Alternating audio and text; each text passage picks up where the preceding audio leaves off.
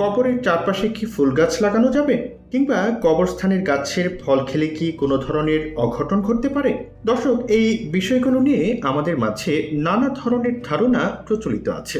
আরব বিশ্বের সর্বোচ্চ ফতোয়া কমিটির ফতোয়া সমগ্রতে এই বিষয় নিয়ে কি বলা আছে, এই প্রতিবেদনে আমরা সেটাই তুলে ধরার চেষ্টা করব। কবরের চতুর্দিকে ফুল গাছ লাগানো মৌলিকভাবে নিষেধ নয়, তবে যদি এর দ্বারা উদ্দেশ্য হয় যে মৃত ব্যক্তির প্রতি আলাদা সম্মান প্রদর্শন, তাহলে তখন শিরকের সাদৃশ্য হওয়ার কারণে এটিকে নিষেধ করা হয়েছে। প্রসঙ্গত, কবরে ফুল দেওয়া বেদাত, যেমন ফাতোয়া লাজানাত্তি দাইমা বা আরব বিশ্বের সর্বোচ্চ ফতোয়া কমিটির ফতোয়া সমগ্রতে এসেছে যে শহীদদের কবরে কিংবা অন্যদের কবরে ফুল দেওয়া এমন এক বেদাত যা আবিষ্কার করেছে এমন কিছু মুসলিম রাষ্ট্র, যে রাষ্ট্রগুলোর বন্ধন অমুসলিম রাষ্ট্রগুলোর সঙ্গে সুদৃঢ়।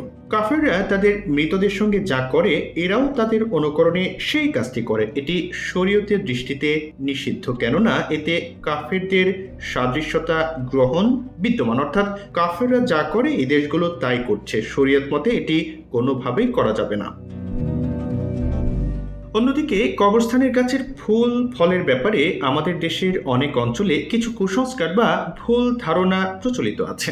অনেকে মনে করেন যে কবরস্থানের গাছের ফুল ফল ব্যবহার করলে বা খেলে কোনো অঘটন ঘটতে পারে বা তার শারীরিক মানসিক ক্ষতি হতে পারে।